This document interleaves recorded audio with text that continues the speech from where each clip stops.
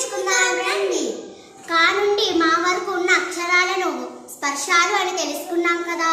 మరి స్పర్శాలలో కూడా రకాలు ఉన్నాయని హారిక? ఉన్నాయి. ఎన్ని రకాలు ఉన్నాయి? 5 రకాలు ఉన్నాయి. ఏమిటవి? కావర్గం, చావర్గం, తావర్గం, తావర్గం, పావర్గం. కావర్గం అని దేనిని అంటారు? కా, ఖ, ఘ, ఖ, ఇయ. ఇది కావర్గం అంటారు. మరి చావర్గం అని దేనిని అంటారు? ఛ, ఛ, ఝ,